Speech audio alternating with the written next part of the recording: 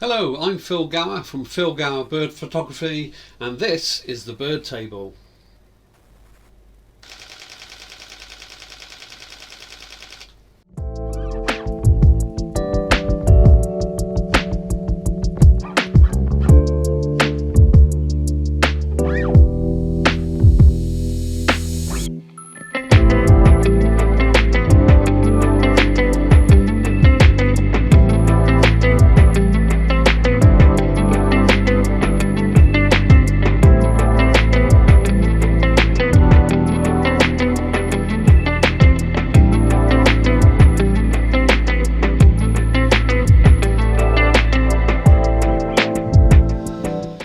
Hello and welcome to the Christmas edition of the Bird Table. Thank you for tuning in. Today's edition is largely going to be a conversation with a local birder, a very experienced local birder here in Wiltshire and a really good photographer. And so it's a nice conversation with him, and we'll be looking at some of his excellent photographs as well. But before we do that, I just wanted to show you a couple of things. Now, my gorgeous wife, my birthday a couple of days ago, has bought me this. So this is the Sony ZV-1. It's a compact full frame stills and video camera, and it's 4K video as well. So, you know, my wife either loves me to bits or she wants me out of the house a bit more often taking birding videos. I'll let you decide. So the other thing I'd like to show you is this. Now, I bought this, or bought two of these in fact, a couple of weeks ago. And what's that for, I hear you ask? Well, you'll remember from my last video that we have a sparrowhawk coming in. In fact, we have a couple of sparrowhawks coming into the reserve on a regular basis, and that's fantastic. So they're beautiful birds. As you can see from a couple of the pictures I'll show you now, they're fantastic birds, but they come with a cost. You know, I'm trying to attract small birds into the reserve, and the sparrowhawk's going to kill some of them. It's going to take some of them. So I'm thinking, how can I negate that issue? And this is where this little fella comes in. My intention is I'm going to dress this up. I'm going to fill it with meat. I'm going to put it on a perch away from the feeders. I'm hoping to attract the attention of the sparrowhawk away from my little birds to this little fella. And just to put you in the picture, I dressed one up earlier. Now don't laugh. There it is. Well, I think it'll work, so I'm going to put that out over the next couple of weeks, and I'll give you an update to see what happens. And I'm hoping that we'll still get the sparrowhawk, we'll save a few little bird lives, and we'll take some fantastic pictures to boot. Okay, right, now on to the main part of the video. So this is the conversation with a local birder, Phil Smith, a really good friend. Very, very knowledgeable in terms of Wiltshire and birding, and he's also a very good photographer. And we're going to ask him lots of questions about how he got into photography, what, you know, where he goes in Wiltshire, and specifically about the Salisbury Plane. And we're going to look at some of his pictures as well. Now, there is a caveat. I have a confession to make. I had a few issues with the green screen, and you'll notice that, so please look out for that if you would, and make a comment when you spot it. The other thing is that the Zoom feed, we had problems with it, so it's audio, you'll see pictures, you'll see me, but unfortunately you won't see video of Phil. So crying shame, but I think the audio, you know, stands on its own. Phil's got some great things to say. So Phil, good morning and welcome to the Bird Table. Morning, Phil. Yeah, nice to see you. So this is only the second episode of the Bird Table, and it's our Christmas edition. So hopefully you're honoured. I'm certainly honoured to have your presence. So thanks very much. So this part of the Bird Table is where I talk to experienced birders, bird photographers, and sort of get inside their head and what makes them tick. And also we review some of their photographs. So, you know, thanks very much for you know, showing up today and sharing your knowledge with all the viewers. So Phil, so if we could just tell me a little bit about your background in terms of your family, work, and where you live. Certainly, yeah. I've probably spent most of my life in Wiltshire. It's a county that I love, and it's got so much variation from the North Wiltshire, Greenland areas, woodlands, right down to South Wiltshire to the open plains. So there's a good variety of there. the only thing lacking is a bit of coastline, but we're Yeah. not too far from the coast here in Wiltshire anyway. So, No, we're a bit landlocked. I've only been here about 20 years, so I'm a novice compared with you.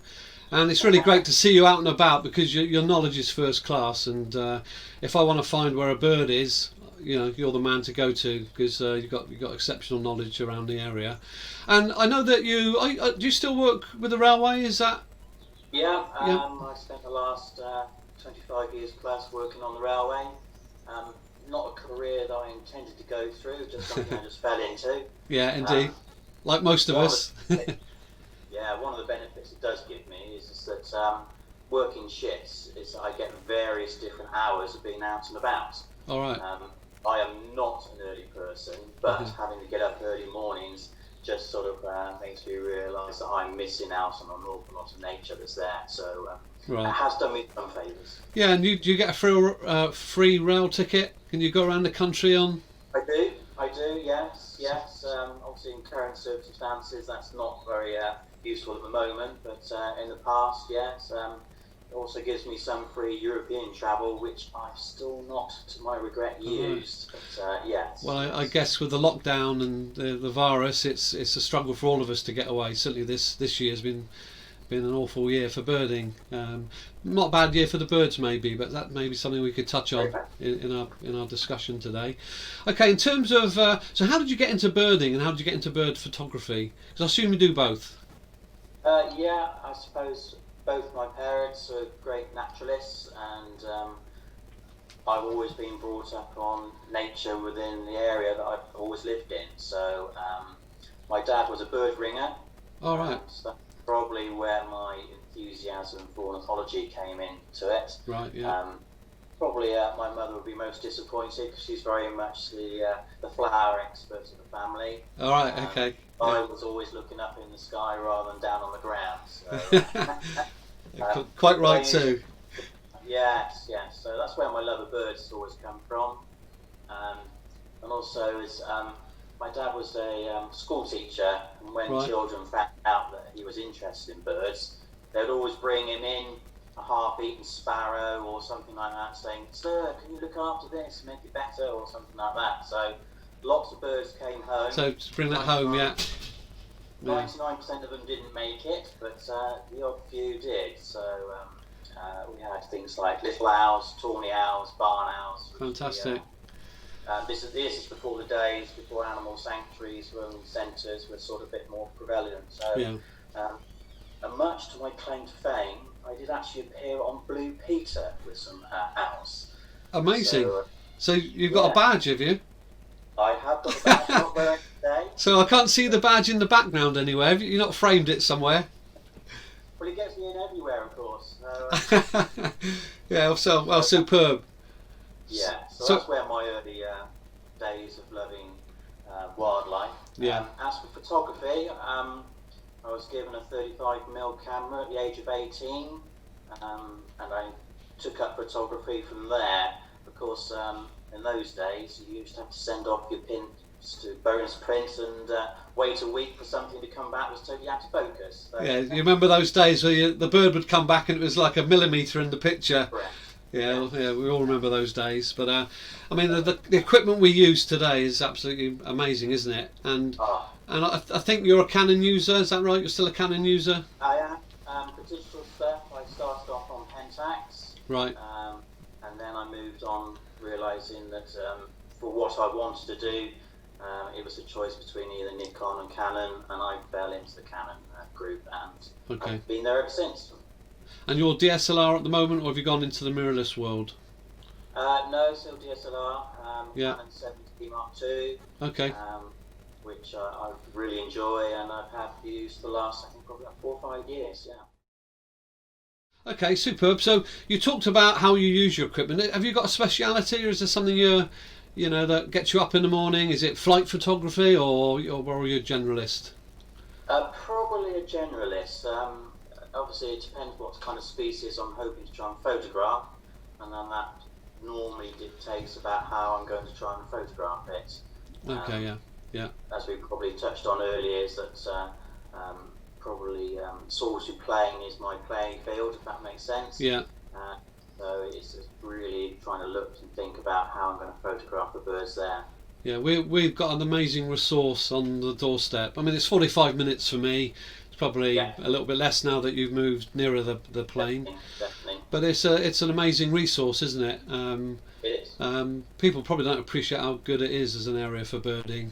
Yeah, I think with current lockdown situation that we've had, I probably appreciated it more. Yeah, You know, just within reach of being not going too far out of my area, and you know, yeah, I feel quite privileged to have it on my doorstep. yeah. We're very fortunate. I know I did a bit of reading the other night about the Salisbury Plain, and I know it's about 300 square miles. It's a significant area of land. I know it's. Size of the Isle of Wight. Pardon? Size of the Isle of Wight. Yeah, absolutely, yeah, absolutely. Yeah. And I know it stretches into Hampshire and Berkshire, but predominantly it's Wiltshire, and it's about a ninth of Wiltshire apparently. And but there's also a massive MOD training area, isn't it? Right in smack in the middle of it. There is, yes. And that means that the habitat's actually protected as a result. You know, because Yeah, in a bizarre way. Yeah. in a bizarre way, you know, apart from the shelling and the artillery, it's actually protected. And there are lots of special sites of, you know, scientific sites there, aren't there? And most people will know it from the Stonehenge is the main landmark of the plain.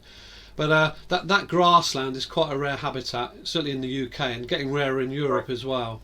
That sort of alkaline sort of grassland. So what sort of birds are we looking for on the Salisbury Plain? Obviously, our main grassland birds, all the way. Probably one of my favourite birds on the plain is the stone chat, which I call, the plain robin, really, because it's a bird that acts very similar to a robin and always seems to pop up in and around where you are. Yeah. But they have a great little habit of sitting nicely on dry grasses or fence posts and something like that. Yeah. Of course, you can move on up. Very fortunate to have corn buntings, which indeed. we do have a very good population on the plain. Yeah, indeed. Which, unlike other parts of the country, quite an unusual bird in other places. Yeah, we're fortunate with the corn bunting.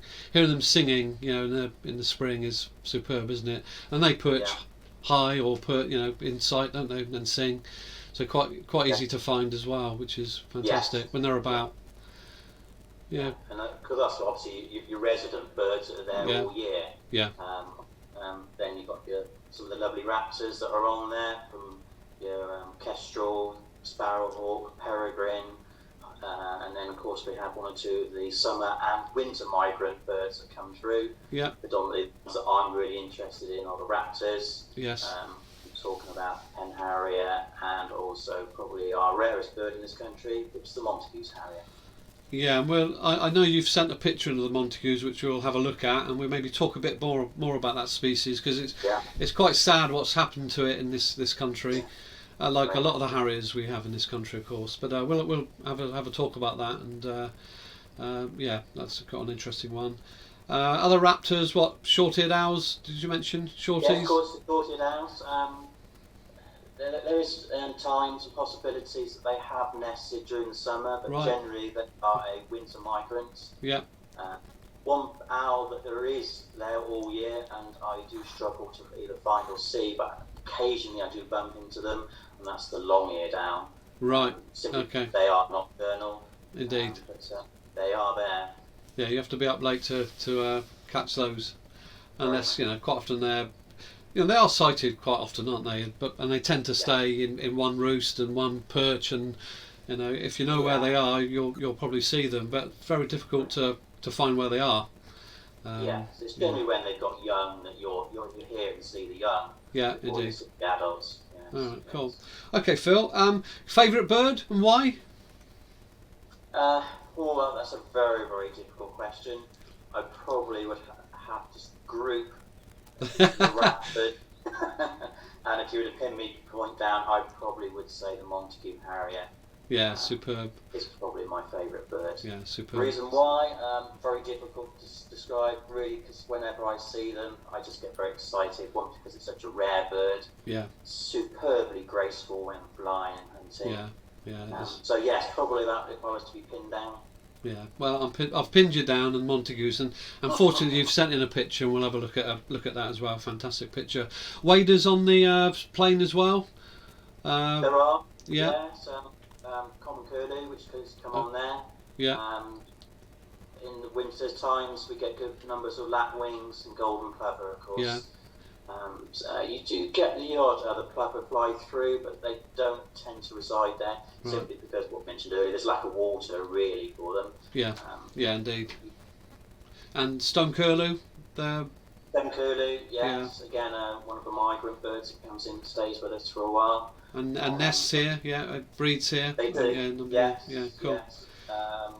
And also we also get the quail as well, which is another migrant bird that comes into us. Yeah. Extremely elusive. Yes. Well, I've never seen one, because you normally hear them, don't you? But I've never heard one on the plane either. So, very distinctive call, haven't they? Very. But you've seen them on the plane yourself? Only extremely briefly, and then again in the undergrowth.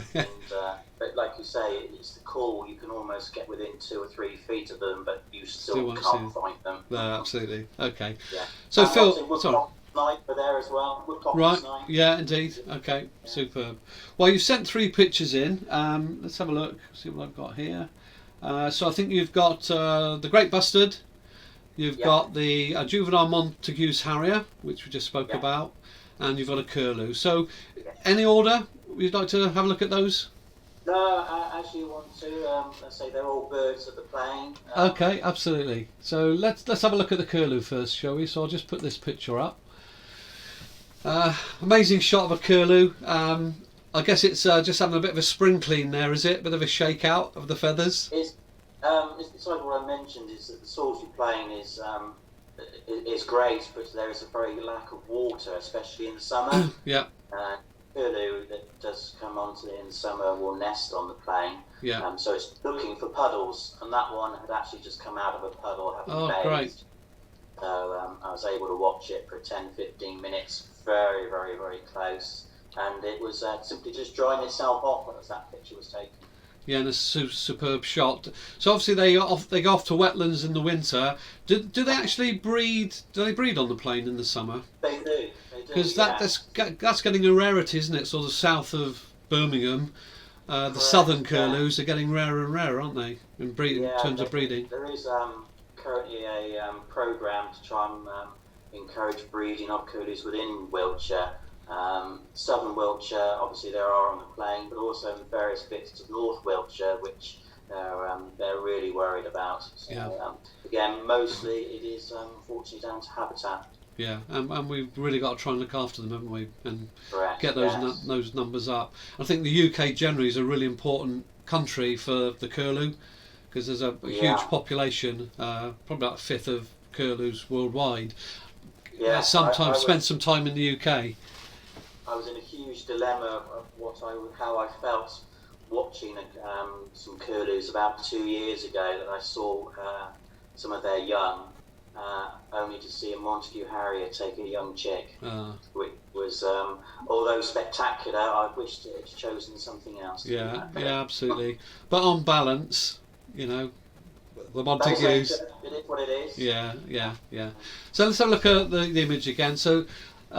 fantastic catch eye. What I like about this, and I think what makes some bird photography stand out, is these sort of behavioural shots, because I tend to focus a lot on perch birds, or getting a nice clean background, and I sometimes forget about the interest in terms of a picture.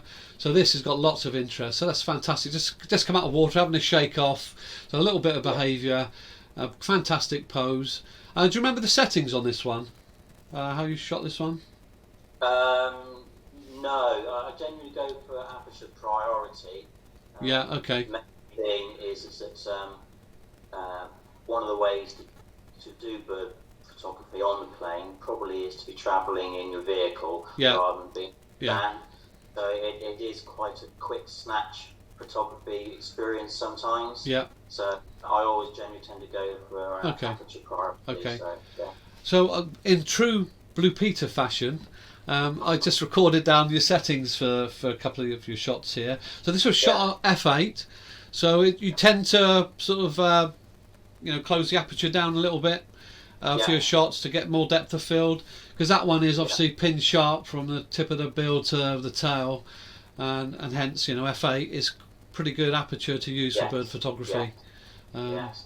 Okay, and you have a static bird like that that's not moving too fast, then yes, I will go to something like an f8. Yeah. Obviously, if it's moving a little bit faster or something like that, then I will go to f6 or something like that. Right. So, Okay. And you used, what is your 500 with a converter on it? With was a it 500 prime? Yeah. Yes. At 1/500th, so excellent shot, Phil. Yeah, but the big lens is needed simply because it just gives you space for the bird to be relaxed. Yeah, indeed. Yeah. I spent a good 10-15 minutes watching that bird, and it carried on doing what it would do in normal life, rather than taking a little look at me, be wary of you, suspicious or nervous or something like that. And I was able to then back off without the bird being affected at all, which is quite important to me. Counts for absolutely a lot, doesn't it? Counts for a lot, not to disturb the birds. So an excellent shot. Wish I'd taken it. So well done, but I didn't. I picked on your pictures, Phil. They're well up for that. Well, thanks for saying. But we've all got our own style, and at the end of the day, for me, it's just about being out there, isn't it? And when you do get a good one, it's quite fulfilling. So it's a great hobby. I would encourage anybody to take up bird photography, but in the way that you do. You know what I mean? It's the bird comes first, which is fantastic. State of mind to have. Okay, so there's the curlew, an endangered species on the red list. So let's do our bit to help that species. Let's have a look at the great bustard now. So this is a sort of totally different shot. This is you must have been about a metre away when you took this one. The detail in it's incredible. You were sat next to me, Phil. Oh, right. Oh, is that the one where we went to the Great Bustard group, the photography day? All right, okay. Because I know there's been one recently where people have been being able to get really close, and I thought it may have been that one. Oh, well, that's just across the border in Oxfordshire, so I'm not sure. Oh, we don't go there. Yeah, we wouldn't want to go there, would we? Is this the one that had the limp that walked past the hide? Correct. It was lame, wasn't it? And it just kind of trundled past the hide, a few metres away from us. Yeah, fantastic. Well, as you know, this is a male bird, and it was just had been displaying as well. So I suspect possibly where they've been injured, arguing with other males, as they do this at that time of year, from the season. They leck, don't they? They're a lecking bird. They do. Fantastic leck, obviously, a bird that's just been introduced into Wiltshire within the last sort of 20 years, and it is a successful program. In the last 2 years, is that they're now almost self-sustained. That no longer eggs are being brought in from abroad, so they're bringing over their own young themselves. And it's a project that is still ongoing, but it is a successful project and good reintroduction. And I believe there's about 100 individuals on the plane now. Is that right? That have bred. Yeah, it's about that. Yes. So it's a very successful reintroduction, isn't it? It is. I imagine they were wiped out. Sorry, Phil. What was that? It just shows what can be done. Yeah. There are one or two other introduction programs within the country. We can obviously talk about white-tailed sea eagles on the south coast, and along with the ospreys down in Poole Harbour. It's been obviously a local project, and the bustards are very, very welcome to be seen. Yeah, and they do a good job there. And if there's any photographers who'd like to spend a day photographing great bustards, then they get in touch with the Great Bustard group, and they put on days, don't they? And you get photographs like this. Yeah, they do. You can go for a Land Rover trip ride, which they will take you around, show you bustards out on the open plains. Yeah. But also the more serious photographer who wants to get these kind of close-up pictures, there is the opportunity of a hide, albeit an early morning start. And if I remember rightly, Phil, having to dress up like one to go to that's right, because that's a really important part of the programme, isn't it? That They don't want to get them used to humans. They want them to behave normally, like Great Bustards. So we had to put the Great Bustard suit on, didn't we, and sit in the hide. Yes. Yeah. Well, I've never stopped doing that. I really enjoyed that day. And the other thing that happened on that day, if you remember, there was a stone curlew. There's one up in the far corner, a Great Bustard, and right next to it was a stone curlew. So it was a good shoot that day. We were very fortunate, yeah. So we got good value for money, certainly. You don't often picture a Great Bustard and a stone curlew in the same shot. No, absolutely, and we did. So that was great. So superb image again, and it's a little different composition. You've gone in close on this one, largely because you probably had your 500 and it was a couple of metres away. But it's sometimes really great to get up close and have these close profiles. I looked at the settings again, so this was f10. So because it was so close, really shallow depth of field, f10 meant again that you've got pretty much the whole bird in pin sharp focus. So, and it's beautiful and breeding plumage as well, isn't it? What a striking, stunning bird. Great, aren't they? And a bit of catch eye there, Phil. Did you put that catch eye in after? No. No. I didn't get any catch eye on the day. No, it's a superb photograph. So it was f10, 1/640th, ISO 125. So hence you can see why it's a quality image. So good stuff. We were very fortunate on that day that we did have a superb morning sunshine as well. Yeah. No, for every photographer, it's all about the light. Yeah, absolutely. Especially in this country, you're always fighting the light it was seeing. But we were very. It was a good day. And the light was behind us, wasn't it? I think in the hide. So correct. The hide is really well set up for good morning photography, certainly. So superb shot. Have you managed to take any pictures of the birds away from the project? So I know they're further on the plane, and we mentioned Oxfordshire. Especially this winter at the moment. Right. They do tend to be more widespread. Right. So they're very partial to turnip fields. So a couple of turnip fields in and around the area. Being in the West Country, they get plenty of turnips, no doubt. They do. Obviously, one of the popular places is the fields around Stonehenge, which are full of turnips. Yeah. And there is one particular female bird which is quite photogenic that is in the car park of Stonehenge for those who want to visit. Oh, really? So, okay. What, a regular there? A regular there, yes. Oh, right, okay. Because generally males tend to group together and the females group together. They do, don't they? They're all year round pretty much, and just come together to breed and. Yeah, that's right. Yeah, so they have sex groups.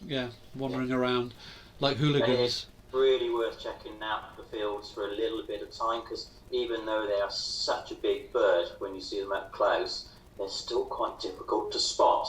Yeah. So you do need to spend a little bit of time really scanning the big turnip fields, and all of a sudden you'll pick one out, and once you've seen one, you'll see the others next to it as well. Yeah, and you mentioned the fact that you spend a lot of your time in the car, and that's kind of what the plane's about, isn't it? It's about lots of great off-road tracks. I think it's the best area in the UK for off-roading, for example. So in a car, you pretty much get around and keep your eyes peeled. You're going to see something of interest. Very much. Might take you a while because it's a big area. It's it is a really big area. Yeah. It's, that's part of your field skills that you pick up, is that you're looking for little areas that you think, where would a bird be? Think like a bird. You look for that few groups of trees that they will find a little bit of cover in, or a puddle or a slight dip, and that's part of your skills of finding what you want to try and photograph. Absolutely. I'm slightly different. I try to think like Phil Smith, find out where he is, and then go there, and that's just my photography. Well, I use the same sort of grapevine as well. Yeah, absolutely. There's quite a few of us who aren't very generous about information, because it's there for everybody. It's not quite. Just people to be quiet, but yes. And you're lucky because people like you, so it's there. Okay, so the last picture then is this is a spectacular shot. So let's talk about this one. So this is the juvenile Montague's Harrier. Yes. What an amazing bird. And, look at it. You got that? Were you out of the car? Because it looks like you got down pretty low for that one. No, it's really about the geography of the place where that was taken. Yeah. There is a track that's sunken, if that makes sense, and the stubble field was above it. Obviously, with something like a Montague's Harrier, you do have to take an awful lot of concern, especially being a junior. It is, a Schedule 1 listed bird. Yeah. So considerations of being a good distance away from a nest area. Yeah, you can't go anywhere near a nest area. Correct. Yeah, absolutely. Yes. And wouldn't want to. Obviously, these, in fact, this was one of 5 juveniles that had recently fledged. Yeah. So that's why it's on the ground. It's thinking. What am I doing? Yeah. Where's my dad? I'm hungry. Fabulous pose. Style. Yeah. It's a fabulous pose. And where was this? Was this on the plane or elsewhere? Yeah. It was probably I think about 3 or 4 years ago where they were successful in breeding. Yeah. So you can't actually quite see its legs, but they were all ringed. Yeah. As a ways and means of tracking them. Yeah. Some of the birds do actually have radio trackers on them. Yeah. But these youngsters weren't radio tracked, and they're just merely ringed. Yeah, no, it's really sad what's happened to the species, because I think this year there's only one bird been spotted in the UK, and that was on the plane. It was a male, I believe. There were a few others in and around the country. Okay. There was a dark morph harrier that did actually appear by a Portland Bill, I think it was first seen, and then went through bits of Hampshire and Wiltshire, but then disappeared. Yeah. You do get, but migrating males do come over here and then they disappear. Yeah, but no breeding, I believe. This year was no. So that is a tragedy, isn't it? From it is. Go back 10 years ago, there were quite a few pairs breeding from Scotland down through the UK. Not hundreds and hundreds, but obviously in the UK where they have bred before, on the south coast or something like that. Yeah. But it's obviously Salisbury Plain generally has always been a stronghold, but last year it was unsuccessful. I think people think that, and the RSPB have reported on this, that probably we're not going to see them around. In a few years, we probably won't see them. No, we've always been on the extreme regions of their distribution, so it's always been very, very tight about how they do anyway. Yeah. Hopefully, possibly, that we might still get them again. But I'm sure we'll still see the individuals, absolutely. But in some ways, we're starting to see more pallid harriers in this country. Yeah, they're coming west, aren't they? They're starting to come west as the Montagues, retracts from the west and goes into Europe. So there is a bit of an overlap, but be great to see a Montague's harrier in this country. I see them in Spain. Spain's got a stronghold, isn't it? Extremadura down to southern Spain, like Osuna Triangle. You're going to see Montagues down there, but it's just a crying shame that we're not going to see them here. We've talked about this before. The Spanish birds are very, very good, and there's one particular place where I've seen 10 birds in one small field. Yeah.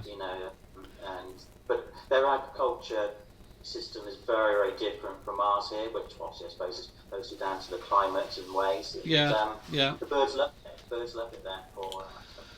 Yeah, I think in Spain and in France they're under pressure as well. I think they are, the intensive farming, wetter summers, which they're not too keen on, and I think numbers are declining. There's a good number there, but they are in decline nonetheless. So, and a lot of birders go over there, a lot of bird photographers go over that sort of annual pilgrimage in the spring to Extremadura, and primarily to see the Montagues, I guess. Yes. So, as you say, so graceful in flight. Brilliant bird. Yeah, very much so. And that's a cracking shot. Look how sharp the eye is. And they're quite distinctive. They've got this brown, coppery brown breast, haven't they, with no kind of speckles. That's how you can tell it's. Yeah. Yeah. almost a very plain colour, and Yeah. you know, obviously Yeah. the hair area is much more stripy marks. Yeah. Yeah. Indeed. In comparison to that. Yeah. And obviously, when they start to get sort of in their first and second year molts, is especially the male, is you know, you get very mixtures of greys and browns, and Yeah. it's no sort of third and fourth year that it's in a, you know, proper adult plumage. Yeah. Yeah. Superb picture. Looking at your settings, f10. So you like Yeah. reducing the size of the aperture to get more depth of field. So the Yeah. higher the higher f number. This is what amazed me about this one. It's 1/200th of a second. You took this at 700 millimeters on a tripod or on the side of the No, car, or again from the just lens on the car window. all right, okay.